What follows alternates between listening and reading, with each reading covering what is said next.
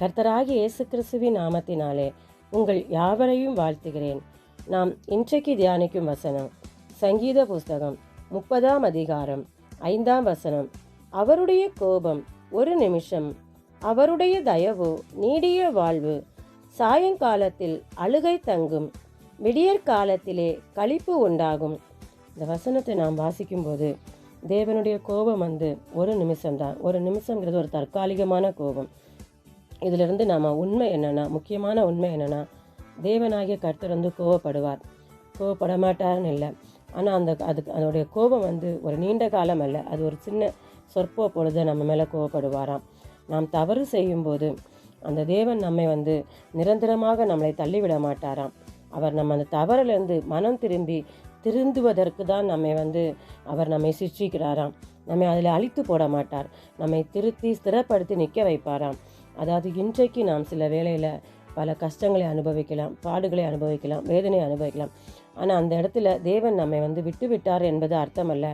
அதை அந்த பாடும் கஷ்டமும் நம்மை பக்குவப்படுத்துவதற்காகவும் நம்மை ஸ்திரப்படுத்துவதற்கு நம்மை தயாராக்குகிறதா இருக்கிறது.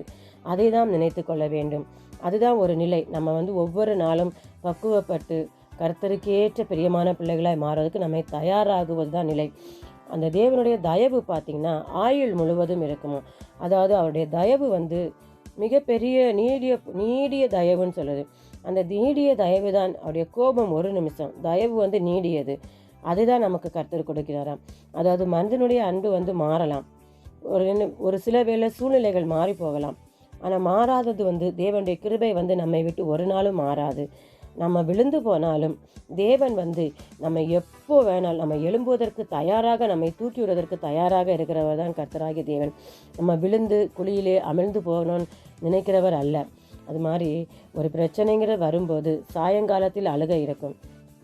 அந்த சாயங்காலத்தில் அழுகைனா நம்முடைய வாழ்க்கையில் ஒரு சில நேரங்களில் இருள் போன்ற ஒரு தோல்விகள் வரலாம், துக்கம் வரலாம், இழப்புகள், நம்பிக்கையின்மை இந்த சூழ்நிலைகள் வரும்போது அது கொஞ்ச நேரம்தான் நம்மக்கிட்ட இருக்குமா. அந்த கொஞ்ச நேரம்தான், அது நிரந்தரம் கிடையாது. அந்த அழுகையோ அந்த துக்கமோ தோல்வியோ நமக்கு நிரந்தரம் கிடையாது. கொஞ்ச நேரம். அது கொஞ்ச நேரம் இருந்துச்சுன்னா ஒரு சாயந்தரம் வந்தால் திருப்பி ஒரு பகல் உண்டாகணும். விடியற்காலம் தான் ஆகணும். அந்த விடியற்காலம் நமக்கு மகிழ்ச்சியை கொடுக்குமா. அந்த கொஞ்ச நாள் நம்ம பாட அனுபவித்தோன்னா அது நமக்கு சந்தோஷத்தை கொடுக்குமா. அது இரவு எவ்வளவு நீண்டாலும் காலை கண்டிப்பாக நமக்கு தான் ஆக வேண்டும். நமக்கு அப்போ அந்த காலை வரும்போது நம்முடைய துக்கம் மாறி போகும், முடிந்து போகும். நம்முடைய கண்ணீர் மகிழ்ச்சியாக மாறும். அதாவது தேவன் என்ன சொல்லுவார்னா, நம்மை பார்த்து என்ன சொல்கிறார்னா, நீ இப்போது அழுது இருக்கிறாய், ஆனால் சீக்கிரத்தில் நீ மகிழ்ச்சி அடைவாய், சந்தோஷம் அடைய. இந்த துக்கம் உனக்கு நிலையாக இருக்காது. அதில் நீ அமிழ்ந்து போக மாட்டேன். அதிலிருந்து நான் உன்னை உயர்த்துவேன், உன்னை சந்தோஷமாக மாற்றுவேன், மகிழ்ச்சியாக மாற்றேன் என்று சொல்லுகிறாரு. நம்ம கஷ்டத்தில் இருந்தாலும், எத்தனை கஷ்டமாக இருந்தாலும் சரி, கர்த்தர் மேல் இருக்கிற நம்பிக்கையை மட்டும் நம்ம இழக்காதபடிக்கு, நம்ம சோர்ந்து போகாதபடிக்கு, நம்ம நம்பிக்கையில் தளர்ந்து போகாதபடிக்கு நாம் காத்துக்கொள்ள வேண்டும். அது மாதிரி நம்ம தவறு செய்தால் நம்மை மனம் திரும்புவதற்கு நம்மை ஒப்பு கொடுக்க வேண்டும். தேவன் நம்மை பக்குவப்படுத்துவதற்கு, ஸ்திரப்படுத்துவதற்கு, நிலைப்படுத்துவதற்கு நம்ம அவருடைய கையில் நம்மை ஒப்பு கொடுக்க வேண்டும். எத்தனை கண்ணீர்கள் வந்தாலும், துக்கம் வந்தாலும் அது தற்காலிகமானது என்பதை நாம் நினைவில் வைத்தோமானால், இன்று நமக்கு வருகிற சாயங்காலம் என்கிறது ஒரு இருள் துக்கம். அது நமக்கு நாளைய தினத்தில் நமக்கு ஒரு விடியற் காலையில் அது மகிழ்ச்சியாகவும் சந்தோஷமாகவும் மாறப்போகிறது. அதனால் எதை குறித்தும் கவலைப்படாதீங்க. நமக்கு கண்ணீர் ஒரு நாளும் வீணாய் போகாது.